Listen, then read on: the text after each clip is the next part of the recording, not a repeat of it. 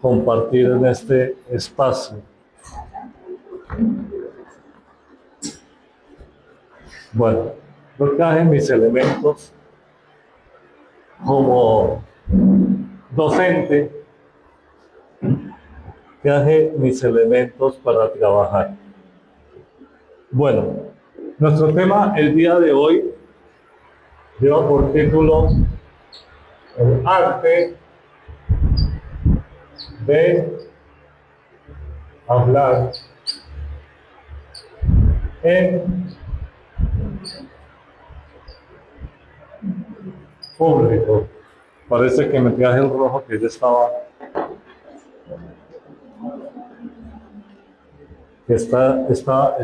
casi en riesgo. Bueno, mis queridos, en los que hay que hacer énfasis, porque tenemos en la iglesia adventista la ventaja que prácticamente desde que uno ingresa a la congregación, ya empieza a hablar, a exponer, a razonar, a argumentar. La mejor plataforma para esto de la iglesia adventista se llama escuela sabática.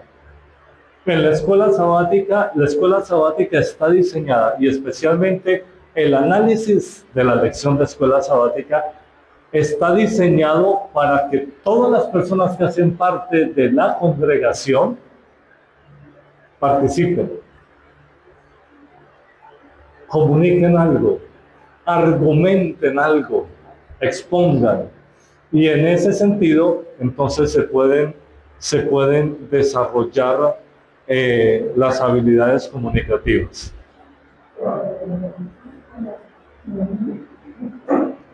Quiero mencionar,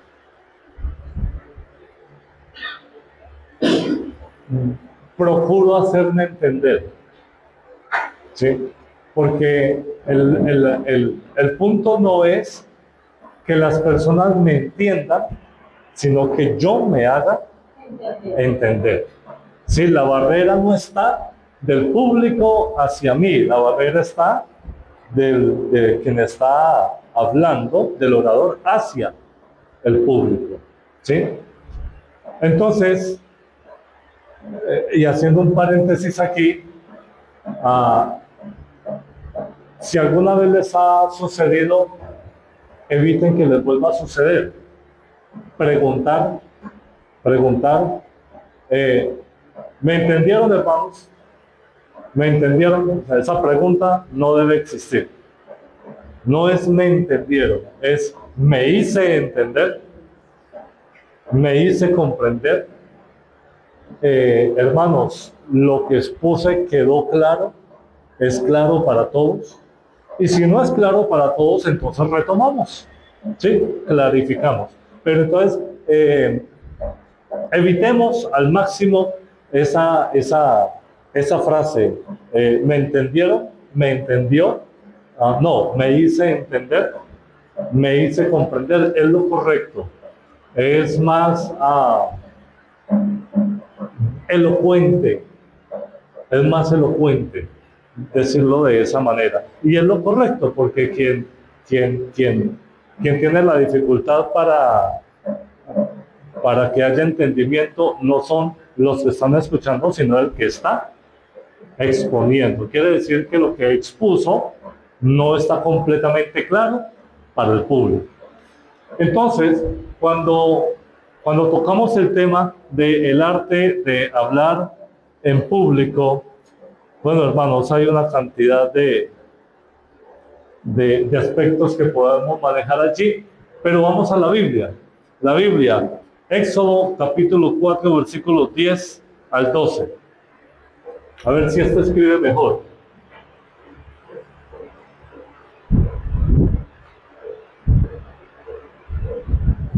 Parece que sí, pero yo no sé qué le pasará a estos marcadores en turbo entonces, porque no quiere escribir. ¿Quién lo tiene? Si alguien lo tiene y lo puede leer. Éxodo capítulo 4, versículos 10 al 12.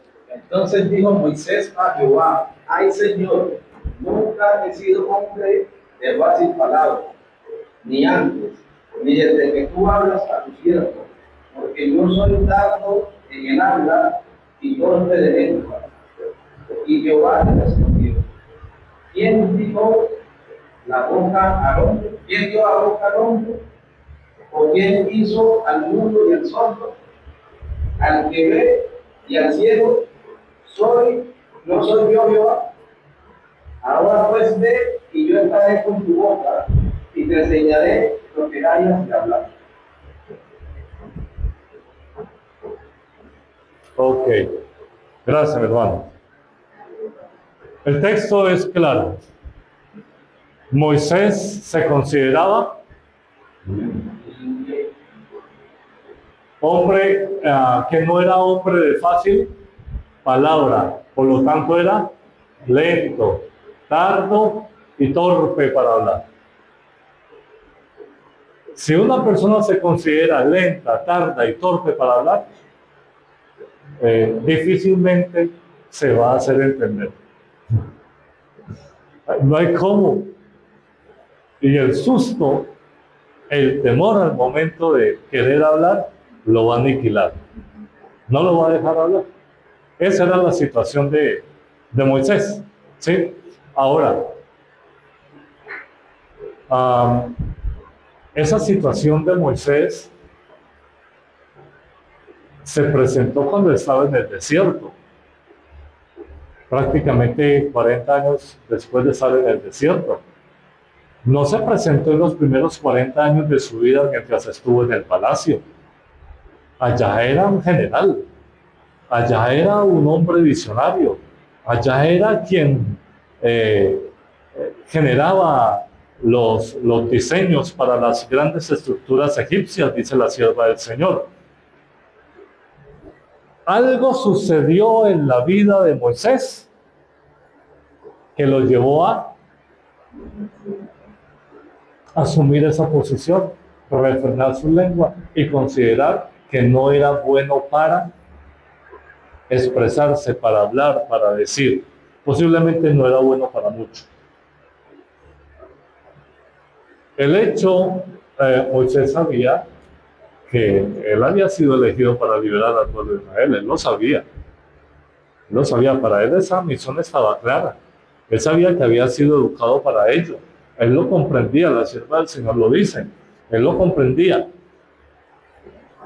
Pero en el propósito de liberar al pueblo de Israel o de ser celoso con su pueblo, él le quitó la vida a una persona. Tuvo que huir. Tuvo que dejar la gente que amaba. Tuvo que irse del lugar. Tuvo que abandonar la misión. Así que esa salida de Egipto fue el punto de quiebre para Moisés, que lo llevó a pensar en que era un lento, tardo, torpe, derrotado e inseguro. Es decir, que no servía como líder. Por eso se veía mejor arriando ovejitas que dirigiendo personas. Dios tuvo que hacer un trabajo con él. Aparte de que desarrolló la humildad mientras estuvo en el desierto, Dios tuvo que hacer un trabajo con él, un trabajo de autoestima, un trabajo psicológico. Tuvo que trabajarle la autoestima, porque así se veía Moisés, pero Dios lo veía como un instrumento en sus manos, poderoso. Por eso es que le dice, usted no me ponga problema a mí, usted no me ponga limitantes a mí, simplemente vaya, esté dispuesto, vaya, que yo soy el que voy a generar las palabras en tu boca, yo soy el que voy a hablar por ti. Pues cuando hablamos del arte de hablar en público, necesitamos empezar diciendo que requerimos de la dirección de Dios. Número 1.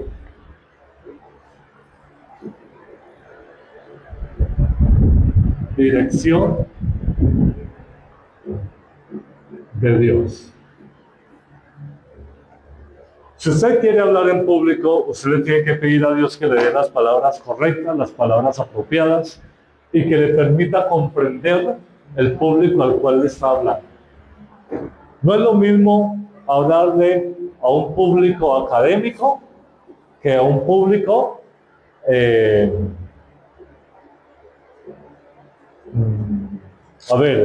rural. El público rural, ¿a qué se dedica? Al trabajo en el campo, ¿sí? Al asadón, a la pala, al machete, a sacar los cultivos adelante. Tendrán tiempo para leer, para estudiar, sí, o bien temprano en la mañana o bien temprano en la tarde, pero no se dedican todo el tiempo a las letras. El público académico sí se dedica a las letras. Así que al momento de hablar, uno tiene que saber a quién le está hablando. Y ese es otro ítem. Pero tenemos que pedirle dirección a Dios para comprender cómo debemos hablar. ¿Qué debemos hablar? ¿Cuándo debemos hablar? ¿Sí? Y esos son los puntos. Ok. Dirección de Dios para saber el qué.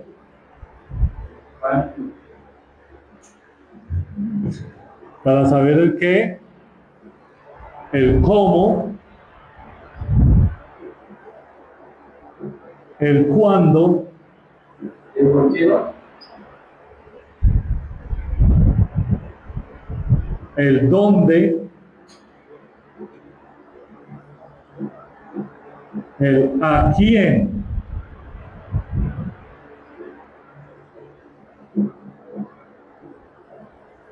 Y el por qué o para qué.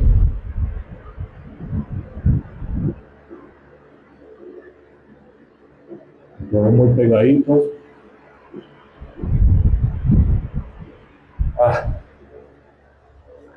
Voy a tener que devolverme al guerrero. El por qué o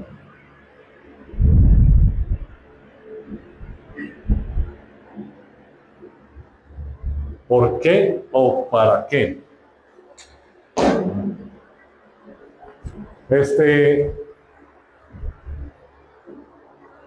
Son las preguntas que nos hacemos. Dirección de Dios para saber el qué. ¿Qué debo hablar? ¿Cómo lo debo hablar? ¿Cuándo lo debo hablar? ¿Dónde lo debo hablar? ¿A quién lo debo hablar? ¿Y por qué o para qué lo debo hablar? O sea, ¿cuál es el mensaje que debo transmitir? Eso es clave. Entonces, lo primero es dirección de Dios para responder estas preguntas. Dirección de Dios para responder estas preguntas. Cuando ya tenemos estas preguntas, o más bien tenemos las respuestas a estas preguntas, entonces vamos al siguiente paso. Y son los elementos claves a la hora de transmitir la información. Esos elementos claves los podemos perfectamente denominar la actitud y aptitud. ¿De quién? Del predicador, del orador. La actitud y la aptitud. Una cosa es la actitud y otra cosa es la aptitud. La actitud es la disposición que tengo y la aptitud es la capacidad que tengo. Yo puedo tener la actitud, pero no tengo la aptitud. O tengo la actitud, pero no tengo la aptitud. ¿Sí? Soy muy bueno, tengo mucho ánimo, tengo toda la energía, pero no conozco el tema, así que tengo la actitud, pero no soy apto para manejar el tema. ¿Sí? No lo manejo, no lo conozco. Si no lo conozco, pues ¿para qué me lanzo a hablar de eso? Cuando una persona habla de un tema que no conoce, se le nota la inseguridad. Inmediatamente. Está pegada a unos borradores, a un texto. Se le nota la inseguridad. Uno lo percibe y uno dice, no lo maneja. Está improvisando. ¿Sí? No lo preparó. Porque esa es la otra. Uno puede exponer un tema, aunque uno no sea experto en el tema, pero uno trabaja un tema, lo prepara y simplemente lo expone. Eso sí, que no le hagan preguntas a uno porque lo corchan. ¿Sí? Porque no es el tema que uno maneja, no es la especialidad de uno, pero uno lo expone. ¿Sí? Entonces, podemos tener la actitud, pero no la actitud, o esta, pero no esta. Necesitamos tener las dos. ¿Cuál es la actitud? Estar siempre dispuesto. Si se puede, yo soy capaz. Dios me ha capacitado, me ha fortalecido. Lo puedo hacer. Ya lo hice y esta vez lo voy a hacer mejor. Excelente.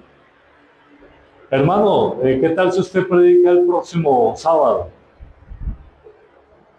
Pues no lo hemos visto predicar, pero queremos darle la oportunidad. ¿Le parece? Sí, yo lo hago. Yo lo hago. Yo lo hago. He ido preparando por allí algún tema para...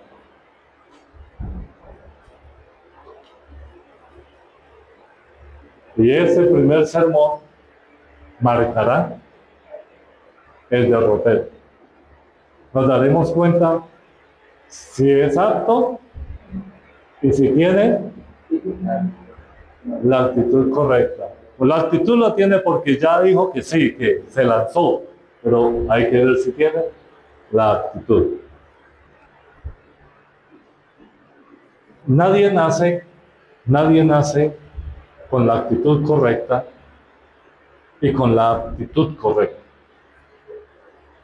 Eso se crea. Es como la formación del carácter. Nadie nace con un carácter ya pulido, perfecto, organizado. No, un psicólogo dice que todos los niños, al nacer, todos los niños nacen siendo egoístas. Todos nacen siendo egoístas. Y es que nace y lo primero que hace es, bueno, también se lo provocan, pero lo primero que hace es llorar. ¿Y llora para qué? Para que lo proteja, para sentirse protegido. ¿Llora para qué? Para comer. ¿Llora por qué? Porque se hizo chichi, porque se hizo popó. Y eres el centro de atención. Egoísta. Egoísta. Medianoche llorando. Egoísta. ¿Por qué no piensa en el sueño de su mamá? Dice ese psicólogo que todos los niños nacen siendo egoístas. Pues a mí no es que me agrade mucho esa teoría, pero tiene algo de lógica. Tiene algo de lógica. Y lo cierto es que si no se educa a esos niños para ser altruistas, para ser serviciales, se levantan siendo egoístas. Claro que no conforme la necesidad de eso. Así es. Entonces, necesitamos tener la actitud y tener la actitud necesaria para avanzar en la exposición de la palabra, para hablar en público. ¿Qué debemos tener en cuenta? La actitud se manifiesta en su lenguaje corporal. Lo voy a escribir aquí. A ver. Vamos a ver si el azul escribe. Lenguaje corporal. Lenguaje corporal. Su cuerpo habla. Su cuerpo dice qué está pasando. Dice qué piensa usted, qué siente usted. Su cuerpo lo dice. A los que les gusta cantar en el servicio de alabanza o cantar especiales, ¿no les ha pasado que en algún momento, en algún especial, con algún servicio de alabanza, ustedes están nerviosos y comienza a sentirse aquí ese movimiento aquí en las piernas que allá la congregación no lo ve, pero que uno sí lo siente? La congregación no ve el micrófono, sí. ¿Cómo es que ya tenemos Parkinson? Sí, y no es eso. Se nos olvida la letra. A mí me ha pasado. De hecho, aquí en Peniel, en estos días pasados que vinieron varios evangelistas que estudiaron en las iglesias y me dijeron que tuvieron un especial. Creo que fue el día miércoles de esa semana. Claro, pues yo me sé el himno me lo sé, la pista la manejo, sobrado, ¿sí? En la casa, en la tarde, lo puse, lo canté 2 veces, perfecto, listo, aquí subo, aquí bajo, aquí eso, aquí aquello, ok, perfecto. ¿En qué momento respiro para sostener el aire? Voy a la iglesia, empiezo a cantar, súper, bien, sí, bien. Llegó un momento en que se me borró el cassette.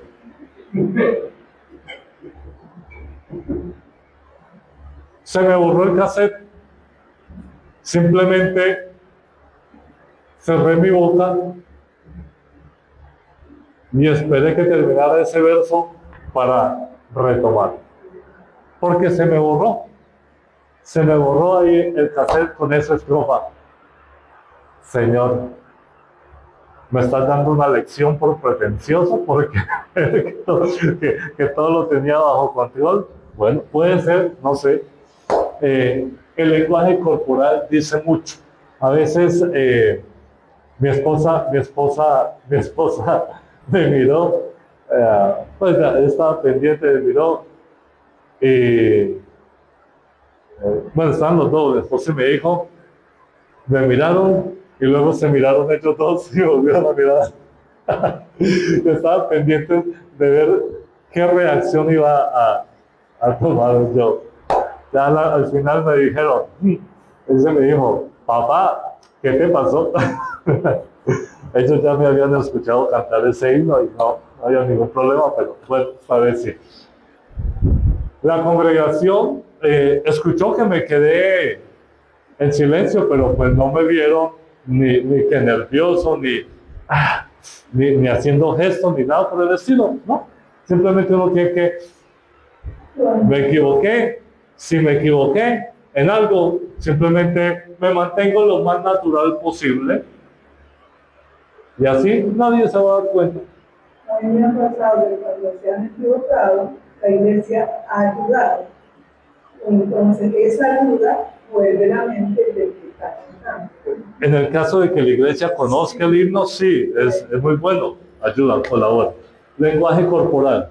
Si usted se para a hablar ante un público así como con los hombros agachados y como mirando hacia el suelo y medio levanta y vuelve,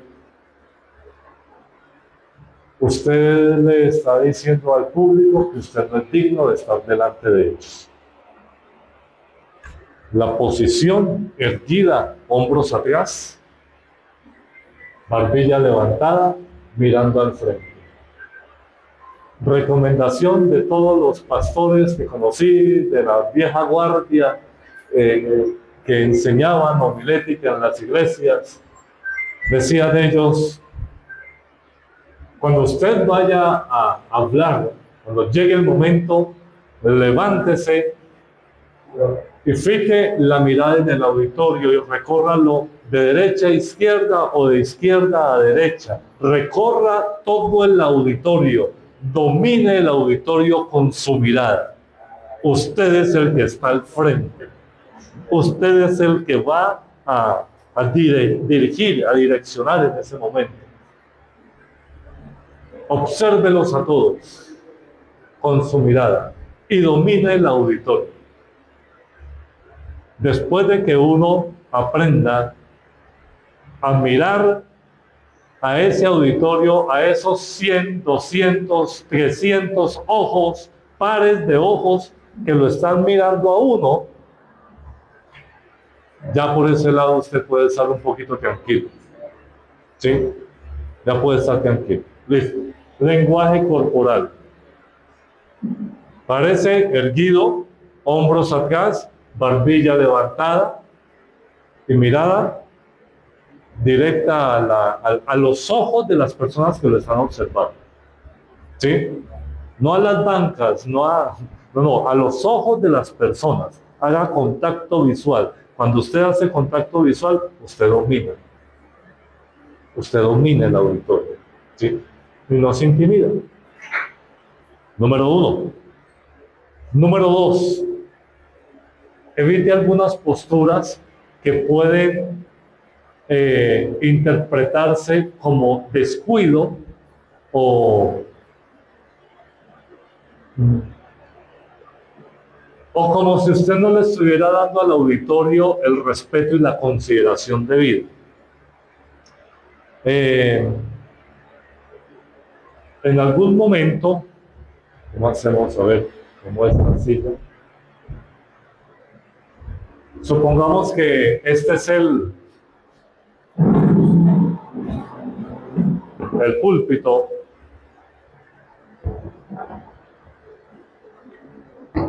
Supongamos que este es el púlpito y entonces usted se echa sobre el púlpito. Con la mano en su lado. O esta. Sí.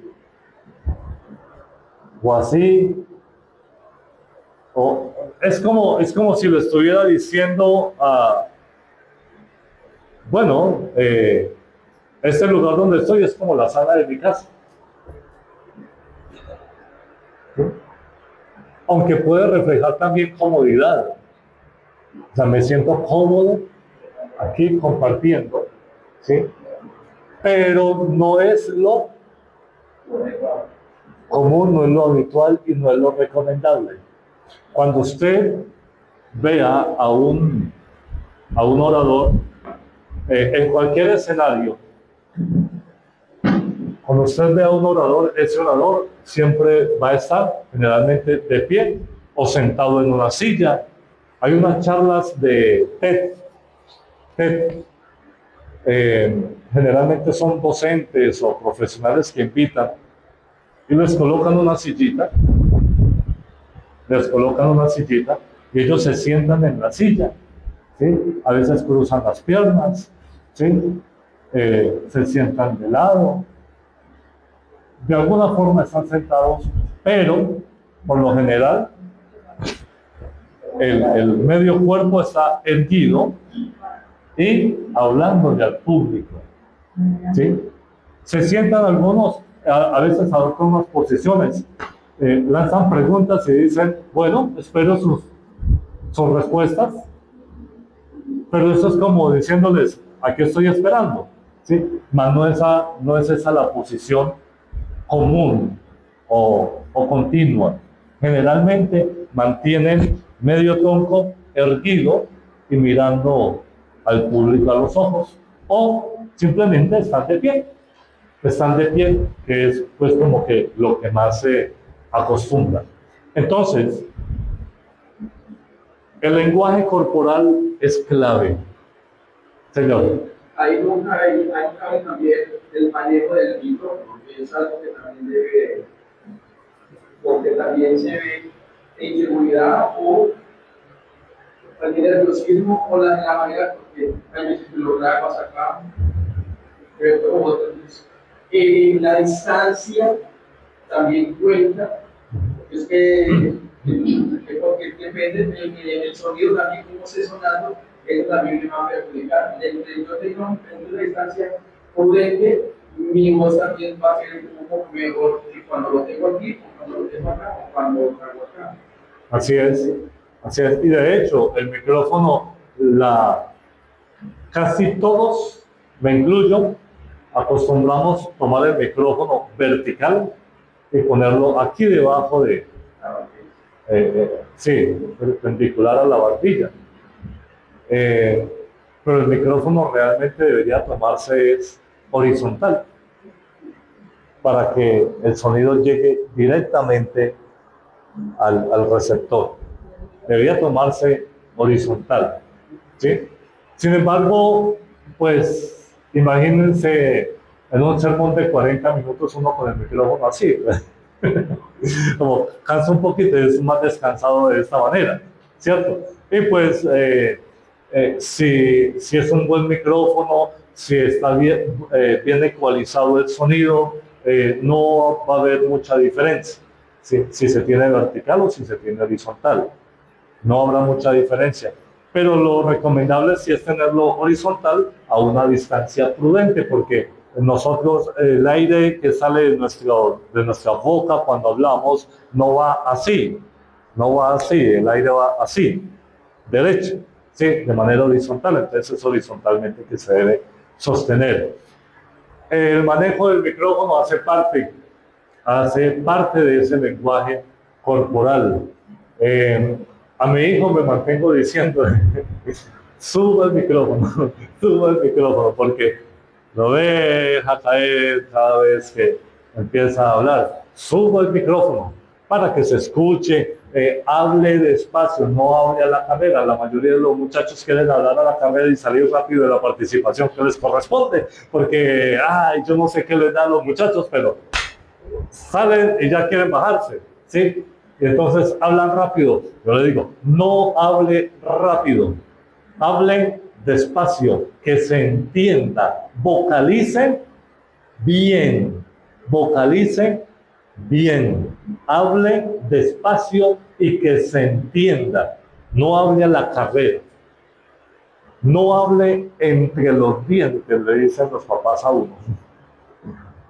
¿Por qué habla entre los dientes? No lo escuché. Hable claro, abra la boca lo que tenga que abrirla, pero que se escuche, hable claro, que sea preciso lo que usted está diciendo, que todo el mundo lo pueda comprender. Eso hay que tenerlo en cuenta.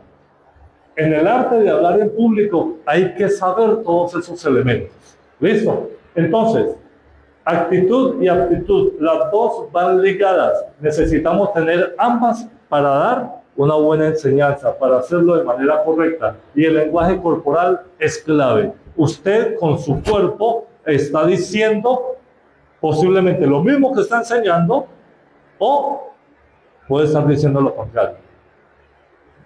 ¿Sí?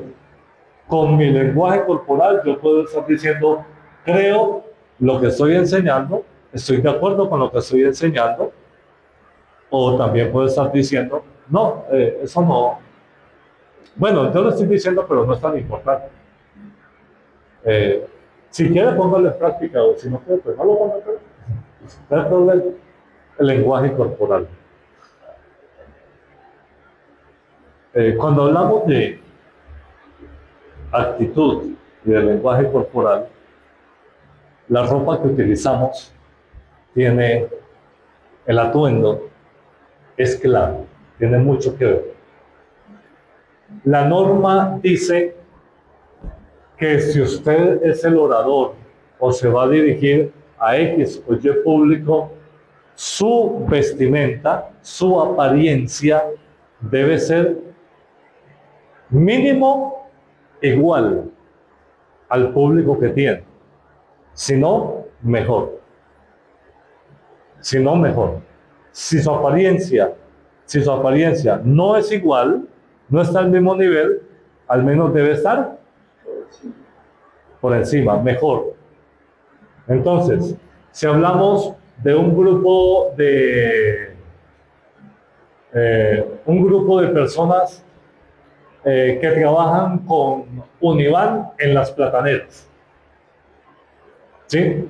Estamos hablando de trabajador raso, de machete.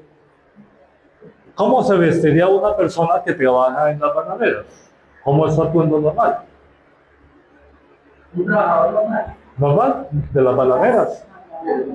Camisa, botas de caucho. De pronto jeans, ok, sí, como para su labor. Después de que salgan de la labor, algunos se colocarán una camisetica, unos jeans, un pantaloncito, una camisita, manga corta, ¿sí?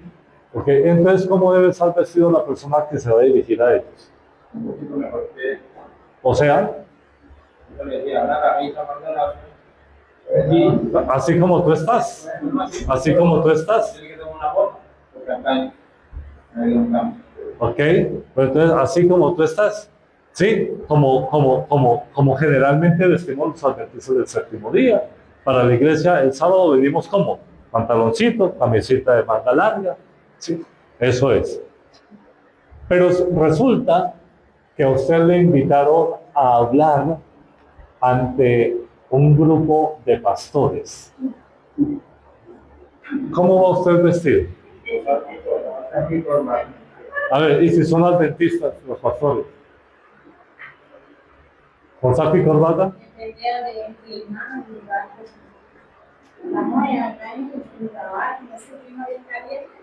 Pues aquí un pastor no va a estar con chaleco. No, anda con Pero si va a zapatos. estar de pronto sobre su camisa, un corbatito, su zapato bien ilustradito, O sea que nosotros debiéramos utilizar también al menos una corbatica, ¿sí? Como, hey, a ver, vamos. hablamos de nivel. Sí, vamos a codearnos, ¿sí? Yo los he escuchado a usted hablar, a ustedes los he escuchado hablar, ahora soy yo quien va a hablar con ustedes. Entonces, me presento para la ocasión. Cuando la persona va a hacer una presentación ante una comunidad académica, por ejemplo, el estudiante que va a defender su tesis ante los académicos de su universidad, ¿cómo va a presentarse ese muchacho? ¿Cómo debe presentarse?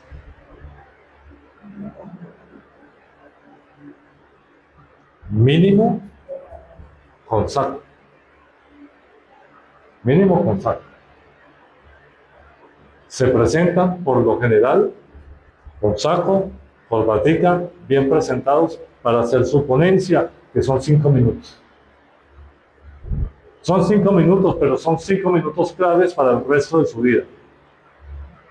Claves. Y van a estar ante unas personas que, de acuerdo con el estatus educativo, merecen respeto. Entonces, el estudiante manifiesta respeto hacia ellos utilizando un atuendo acorde para estar delante de estas personas.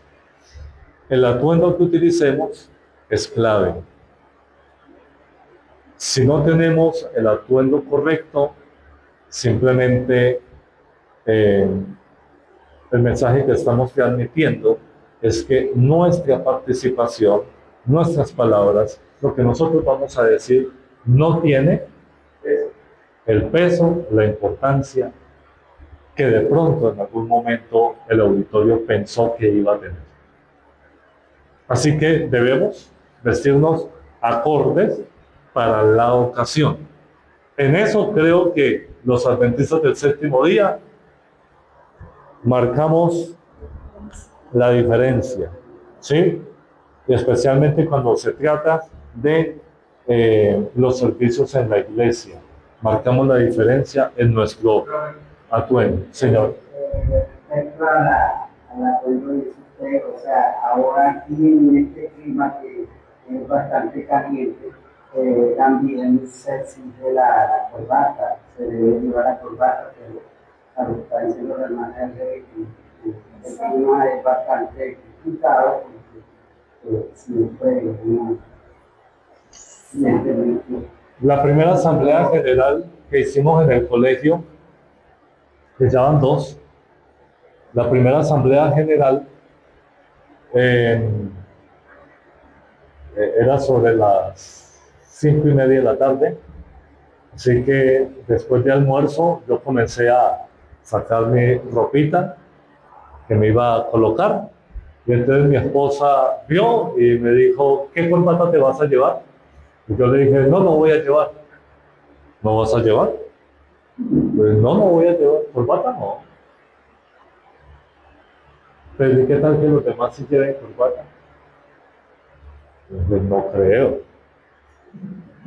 No creo, ¿será que sí? No, no creo.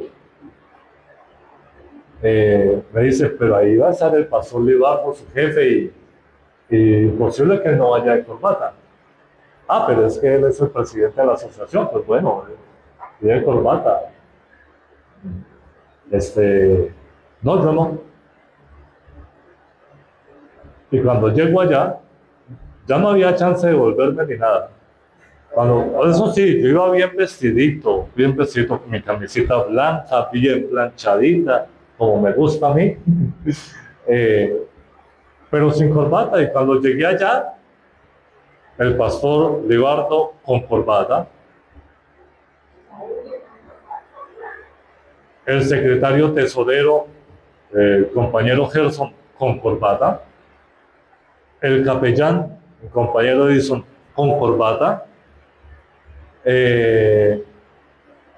No recuerdo si el profesor Carlos, me parece, profesor Carlos Ruiz con corbata. Yo dije, oh, aquí el único descorbatado soy yo. Y pues eso se notó cuando el pastor Libardo toma la palabra y nos hace pasar uno por uno a la administración del colegio, claro, yo sin corbata. Pues yo dije, ya fue, ni modo, ya fue. Así me tocó, sin corbata. Entonces, ya para la segunda asamblea, me dice mi esposa, ¿vas a llevar corbata?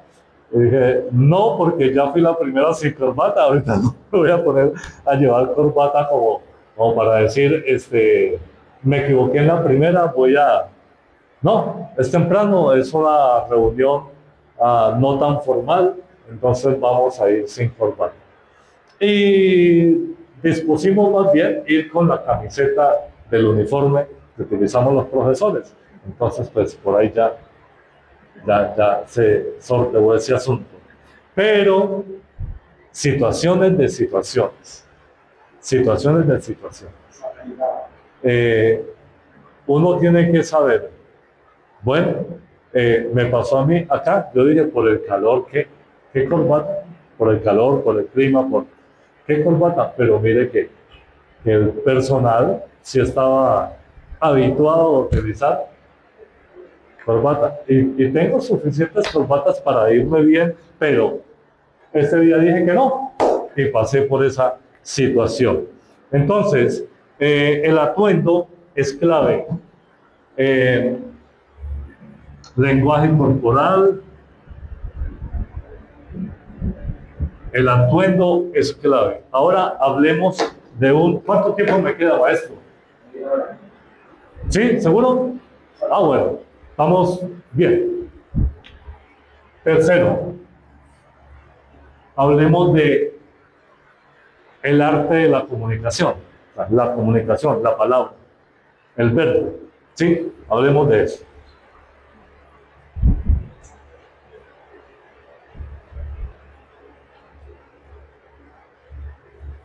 La comunicación. ¿Qué debemos tener en cuenta en la comunicación? Bueno, hermanos,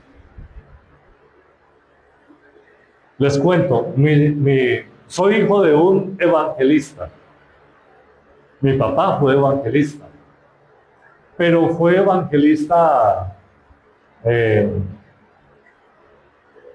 me fue la palabra, empírico. Él recibió por ahí alguna clasecita sobre cómo predicar. Ya. Comenzó a leer,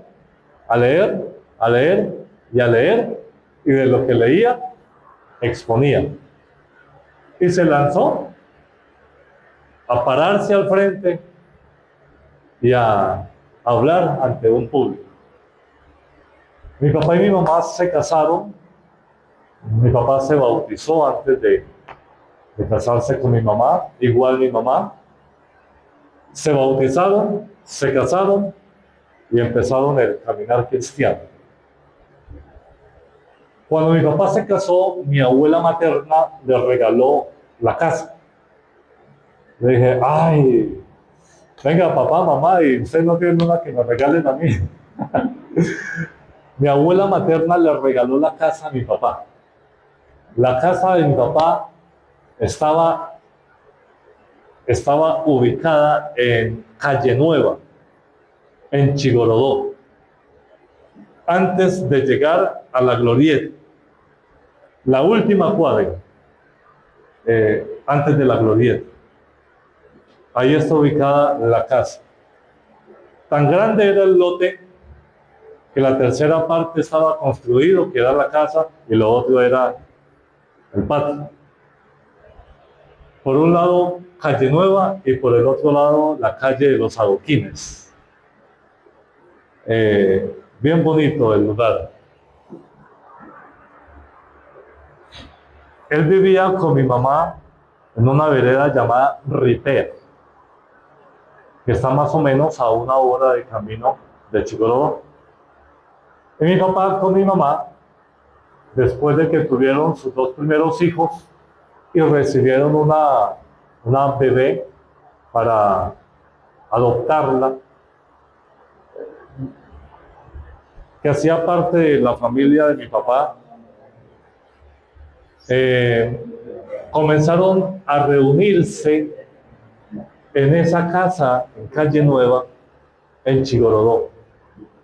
La sala de esa casa era más o menos como este salón. El caso era que cabían 2 bancas, una pasillo y la otra, y se reunían la cantidad, el último número de personas que se alcanzó a reunir ahí en esa sala antes de construir la iglesia y pasarse para la iglesia central de Chigorodó. Un sábado que se contabilizaron 70 personas ahí reunidas, ¿sí? Con niños y todo, 70 personas. Y en esa sala, mi papá organizó una banquita así pequeñita, la puso, consiguió una mesita para poner la Biblia, y ahí sentó la familia, a mi mamá y a los 3 hijos que tenían, y él empezó a predicarles a ellos.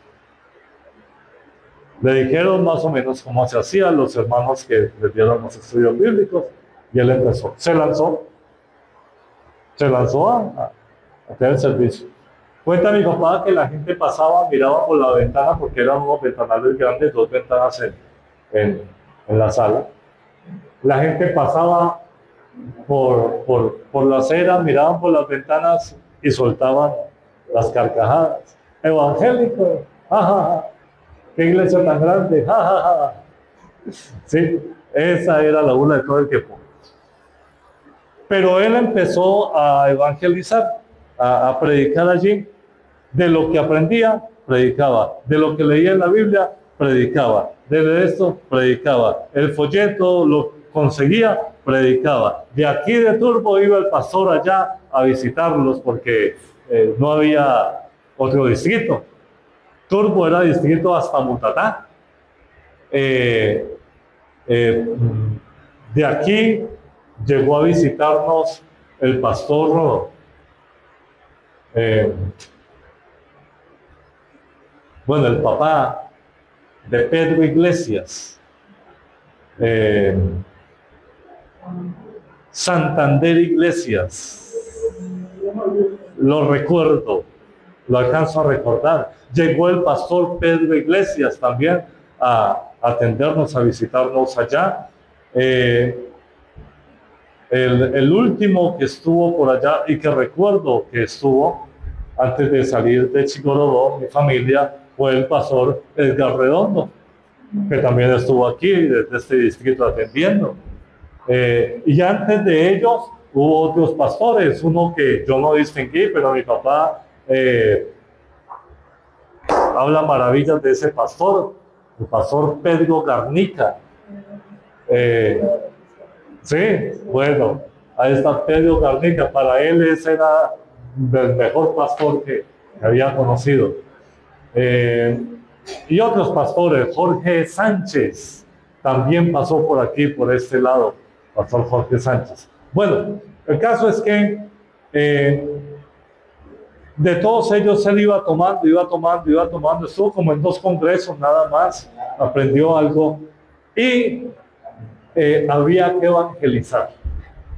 Así que como pudo, compró libros de Ellen White. Los libros de Ellen White yo los vi por primera vez en mi casa. No fue en las manos del pastor, no, en mi casa. Los libros de la hermana Elena G. de White. Papá los utilizaba, papá los leía, papá los subrayaba, ¿sí? Y de allí extraía para sus temas, para sus predicaciones.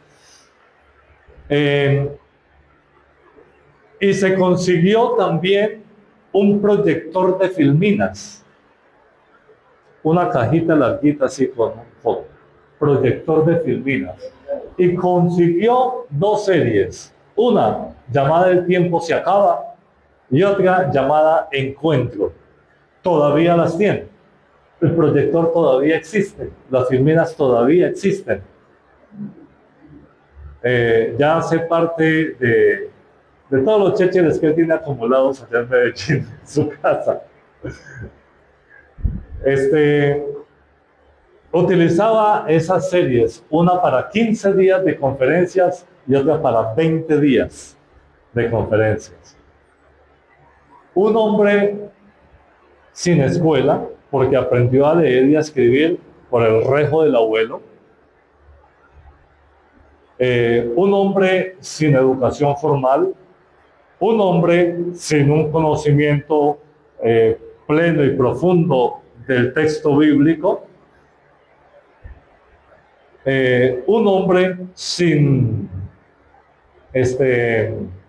educación para habilidades de oratoria, pero se lanzó. Y como Dios no necesita gente preparada, sino gente dispuesta. Así que Dios lo agarró y se lo llevó a hacer evangelismo.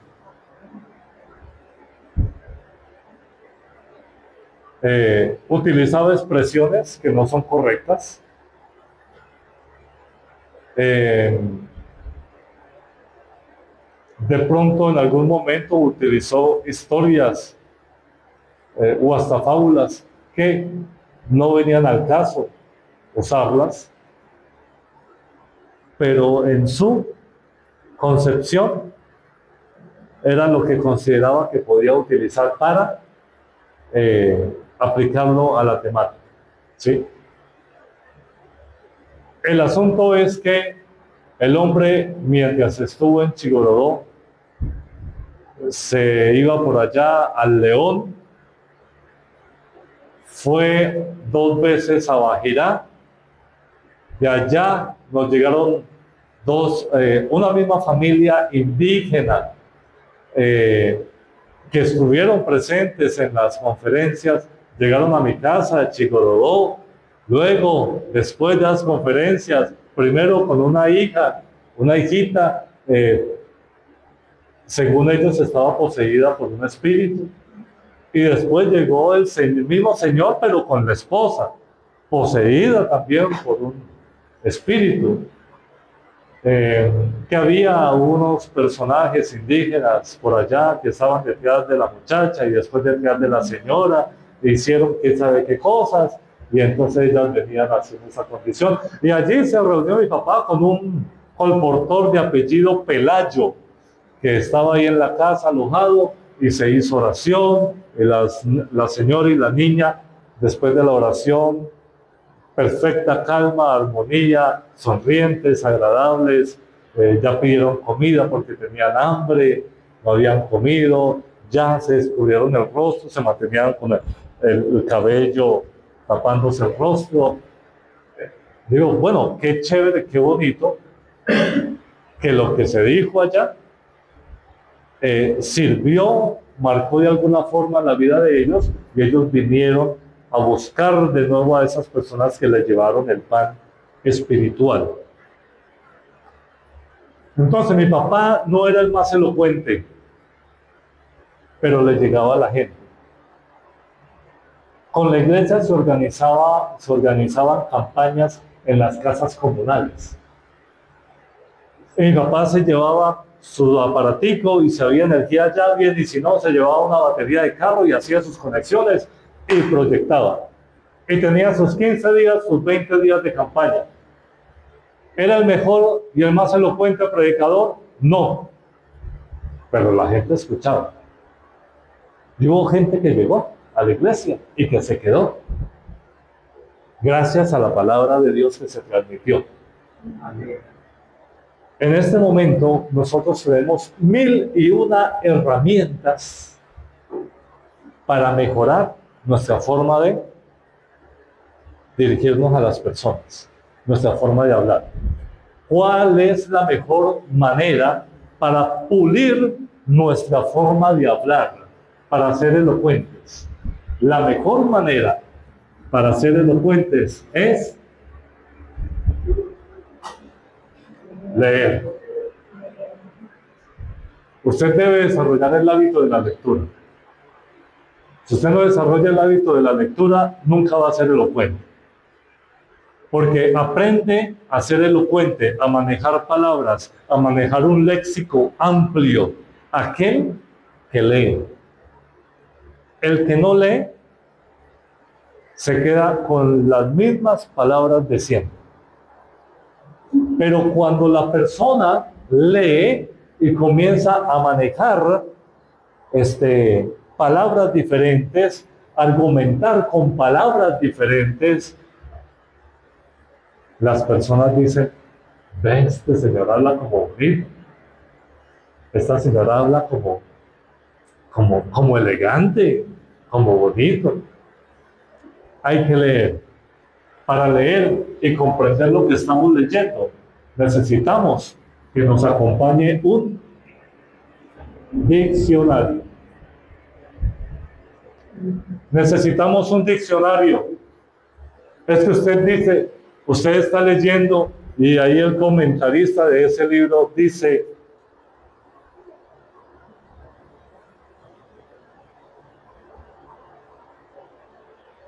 la inexorable vida de los cristianos perseguidos por el clero durante la Edad Media, la época del oscurantismo medieval. Y usted se pregunta, ¿qué es clero? ¿Qué es oscurantismo medieval? ¿Qué es inexorable?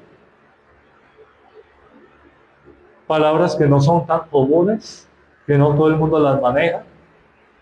Y entonces, si uno no tiene el diccionario o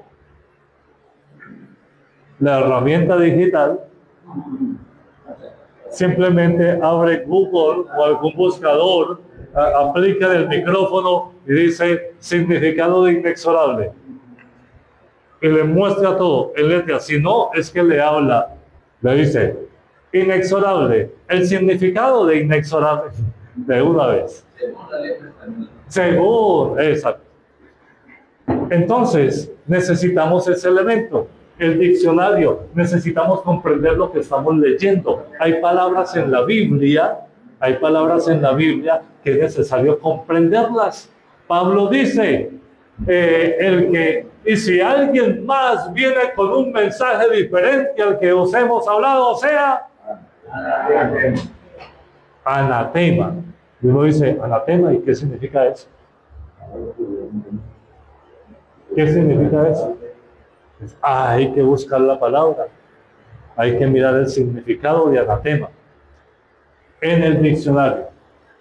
Pero si usted quiere profundizar mucho más y ser mucho más elocuente y más amplio en lo que está enseñando, entonces, ya sea con material físico o con este aparatito, usted puede buscar la etimología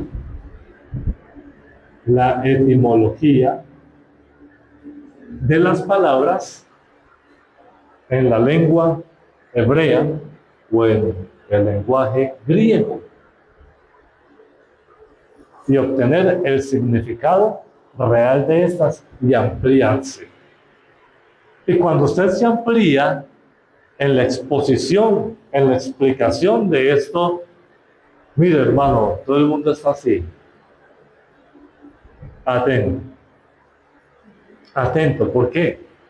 Porque es que es agradable cuando alguien le habla a uno y le cuenta a uno algo nuevo, algo que uno desconoce. ¿Sí? No porque se lo haya inventado, sino porque investigó, profundizó en ese elemento. Comuníquese con un amplio léxico, pero para ello necesita leer. Ahora, comuníquese con las palabras que corresponden al nivel del auditorio ante el cual usted está. Si usted le habla a un grupo de ingenieros, lo invitan a hablar de un grupo de ingenieros, y usted le habla a un grupo de ingenieros un tema con lenguaje técnico del santuario, los dejó locos. Los dejó locos. No le entendió, no le captaron el lenguaje técnico. Entonces hay que utilizar el lenguaje apropiado para el grupo de personas que nos están escuchando. Ahora, hay una base en nuestro lenguaje, hay una base bien amplia con la cual le podemos hablar a todos los grupos, a todas las poblaciones.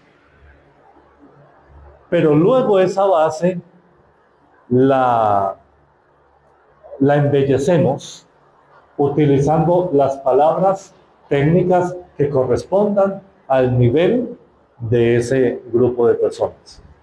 Entonces, si vamos a hablar de un grupo de docentes, yo les puedo hablar del amor de Jesús a un grupo de docentes, pero qué interesante es utilizar palabras como desempeños, como logros, como competencias, para hablar del amor de Jesús a un grupo de docentes. Entonces, ¿cómo desde el tema que yo quiero abordar puedo insertar esas palabras para que el docente comprenda mejor de qué estoy hablando y lo extrapole a su lugar, a su oficio? Igual con el ingeniero, un ingeniero civil. ¿Qué hacen ellos? Los arquitectos, ¿qué hacen ellos? Estructuras, tienen que ver con estructuras, con planos, con edificios, con construcciones. Entonces, ¿cómo hablamos de la Biblia con ellos? ¿Cuál sería uno de los mejores temas para hablar con ellos? La construcción del santuario, el mobiliario. También podríamos utilizar la metáfora del apóstol Pablo. ¿Sí? Somos un edificio donde Cristo es la piedra angular.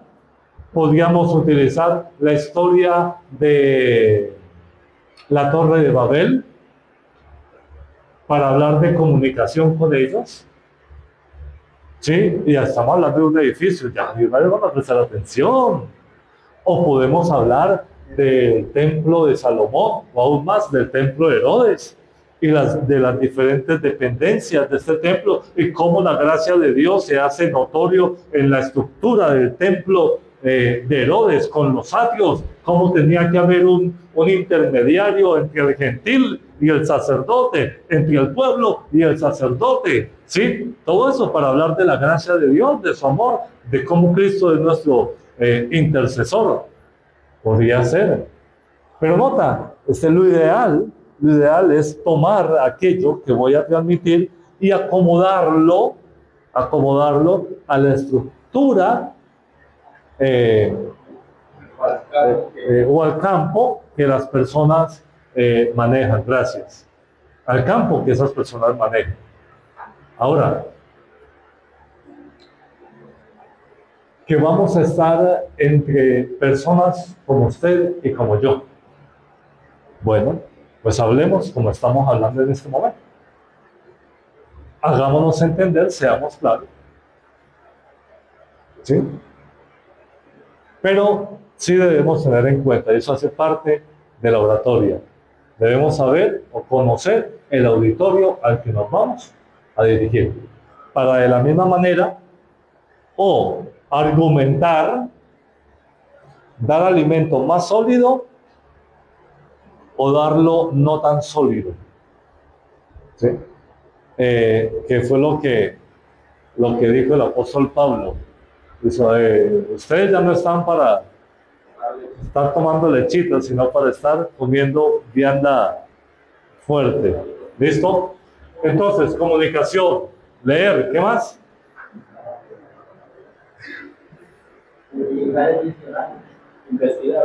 Investigar, mirar la etimología de las palabras, profundizar en ellas, conocer el auditorio al cual me estoy dirigiendo. Si usted va a hablar en un auditorio, ojalá ubíquese donde haya luz.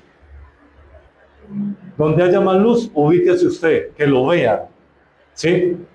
Y en lo posible, que el auditorio esté iluminado para que usted pueda visualizar a todas las personas. No se pegue al texto. Usted tiene su sermón, el libro, y lo tiene allá. Y todo lo tiene escrito y se nota que usted está leyendo. Lo lee muy bien, se le escucha muy bien, genial. Pero todo lo está leyendo. Cuando usted lee mucho, pierde contacto visual. El público pierde interés. Perdió. Después de que el público le pierde interés, usted perdió. ¿Sí? Hay que mantener el contacto visual. Entonces, ¿qué es lo ideal? Decir el sermón palabra por palabra como lo escribimos, como lo organizamos. Tenerlo así y decirlo así uno por uno. No, usted debe tener las ideas claras. Usted debe saber su sermón. Un sermón no se debe preparar de un día para otro. Lo ideal es un sermón, al menos se prepare durante unos 3 meses para que sea poderoso. ¿Sí? Señor.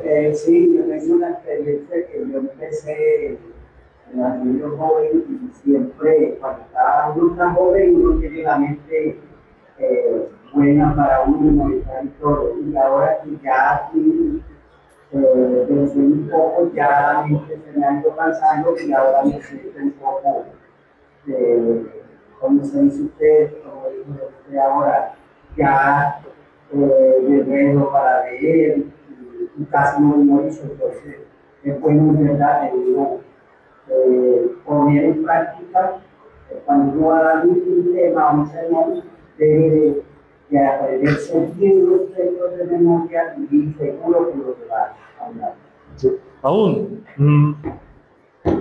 hermano, le soy sincero, yo nunca me aprendo de memoria nada de lo que voy a predicar. Pero tengo el esquema, el bosquejo. De hecho, yo llego a la iglesia y me dice, hermano, ¿cuál es la lectura bíblica? Le digo, ay, espéreme, la busco. ¿Sí? Yo no me los aprendo, simplemente dedico tiempo a la preparación de los mismos, a organizarlos, a argumentar, a buscar lo que necesito para ellos, a organizar las diapositivas, porque me gusta presentar con diapositivas, a darle el esquema que sea claro, preciso. A mí me gusta como debe ser una introducción, 3 o 4 puntos claves y una conclusión. Cerró, listo. No más, no le damos más vueltas al asunto. Si tiene que, si se da para evangelismo, pues se hace el llamado. ¿Sí? Se hace el llamado al final, pero pues ya eso lo desarrolló uno mismo. Pero sí, el esquema, me gusta tenerlo bien claro. El esquema generalmente sí está aquí. El esquema. Versículos exactos, frases exactas, párrafos exactos, no los memorizo. Sí, de pronto lo que ya he memorizado con el paso del tiempo, pero así que cada sermón, no. Y no siempre la memoria nos va a ayudar. Entonces, uno necesita tener el bosquejito, el bosquejo, algo pequeñito. En algún momento era era un papelito como así como es, así de grande, como el celular. Y lo llevaba una hojita por lado y lado. Lo llevaba en mi Biblia. Y entonces a la salida prediqué, y a la salida un hermano me dijo: hermano, ¿usted me regala el tema que predicó? ¿Me lo puede regalar? Yo le dije: sí, claro, con mucho gusto. Y saqué la hojita. Me dice: aquí está todo lo que usted predicó. Sí, es que este es el bosquejo. No está todo lo que yo dije, pero está el bosquejo, la base de lo que yo dije. Ah, bueno, hermano, muchas gracias. Los puntos claves, sí. Bueno, hermano, muchas gracias. Yo no sé si lo guardaría, si le sirvió o no, pero pues generalmente acostumbro de esa manera. Mis queridos, ya para finalizar, 5, ya, ok, listo.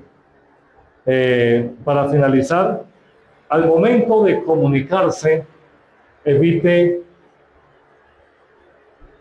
los bucles, volver a lo mismo. Hermanos, porque cuando Moisés se acercó a la zarza, el Señor le dijo: quítate los zapatos porque el lugar donde estás es santo. Y Moisés se quitó los zapatos. Por eso nosotros debemos descalzar nuestro espíritu y nuestro ser cada vez que nos acercamos al Señor. Hermanos, cuando Él se quitó los zapatos, reconoció la grandeza del Señor. Nosotros necesitamos y seguimos y cuando se quitó los zapatos, y cuando se quitó los zapatos, y cuando se quitó los zapatos. Las muletillas. Pero ese es un bucle. ¿Sí? Ese es un bucle. Entonces, retomamos y volvemos y como que nos quedamos allí, como que seguimos allí. Podemos tener la idea clara. ¿Sí? Y tocamos en un momento y avanzamos al siguiente y al siguiente, para no hacer del sermón, del discurso, de lo que estemos haciendo, no hacer algo cansón y aburridor. ¿Sí? Los sermones se tornan cansones y aburridores, y cuando está haciendo bastante calor, más todavía. Y si ya estamos cerca de las 12 del día, peor.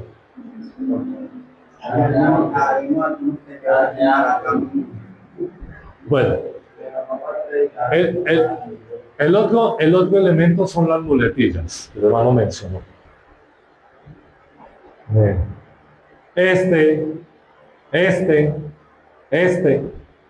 Hermanos, y entonces Moisés se encontró con Aarón, y entonces llegaron a la tierra de Egipto, y entonces se presentaron en el trono del faraón, y entonces Moisés, ya suéltese entonces, ¿sí? Descanse. Son muletillas, son palabras repetitivas que hacen cansona la escucha, ¿sí? Que molestan, que no son agradables. Hay una que yo tengo, se me pega mucho, y yo creo que ustedes se han dado cuenta, Sí, sí, ahorita mismo, yo creo que se han dado cuenta, que más de una vez lo he dicho, esas muletitas uno las tiene que dejar, ¿sí? Hay que dejarlas porque no nos sirven para nada. Lo que hacen es fragmentar, vean, lo que se está diciendo. Ahí está, ¿no? Ejemplo claro. Hacen es fragmentar lo que se está diciendo. No sirve. Hay que buscar diferentes conectores para las frases, para las palabras. Ahora,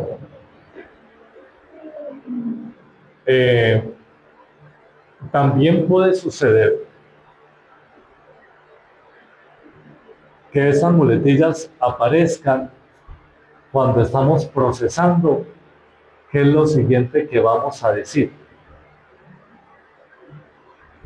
Y generalmente procesamos lo siguiente que vamos a decir cuando no lo tenemos ya diseñado.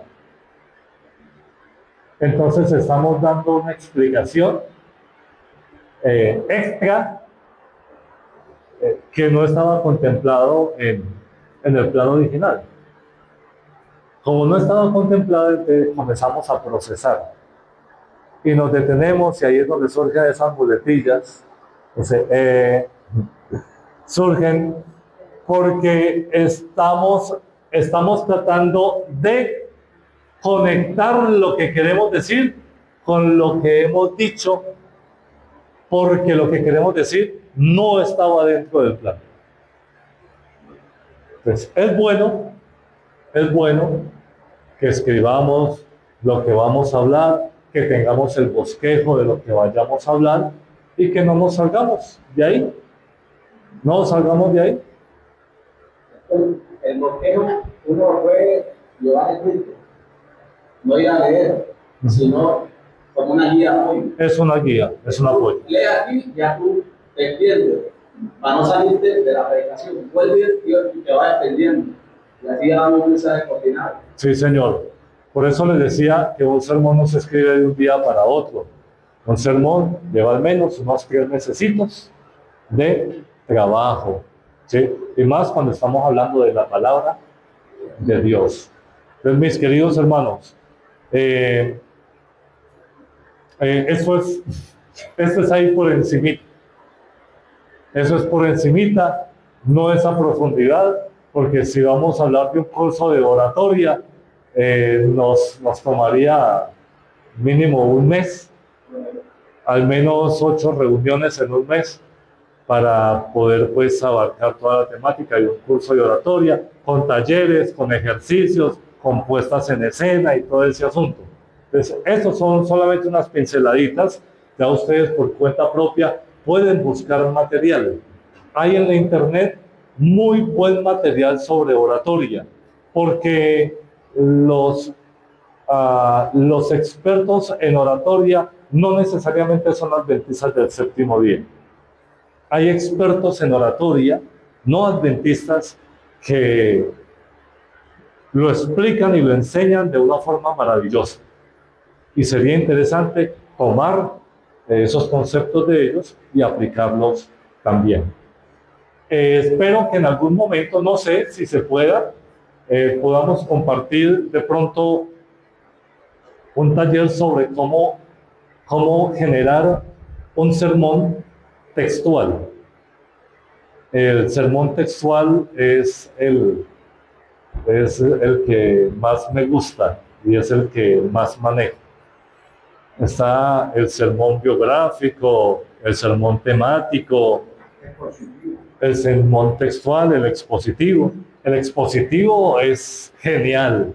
El textual y el expositivo están muy relacionados y la diferencia entre uno y otro es muy poco. Es muy poco. El expositivo profundiza mucho más en los elementos, en el griego, en el hebreo, en las costumbres antiguas, en los usos, bueno, todo eso. El textual surge del texto mismo. Surge del texto mismo. Entonces, tú lees un versículo y de ahí salen las partes del sermón, la introducción, la conclusión, genial. A mí me gusta, es lo que más manejo y trato de generar mis sermones de esa manera, ya sea tomando un versículo o más de un versículo o un capítulo o una sección de un capítulo. Y pues bueno, creo que esos sermones pues mantienen a la gente conectada porque hay una secuencia. Hay una secuencia allí en el texto bíblico. Para una próxima oportunidad, si se presenta, si se nos da, si me invitan, compartimos esa partecita. ¿Les parece? No sé si hay alguna pregunta, alguna inquietud. De pronto, Kevin, no me gustaría irme de pronto sin dar esa posibilidad, aunque el tiempo ya se me acabó.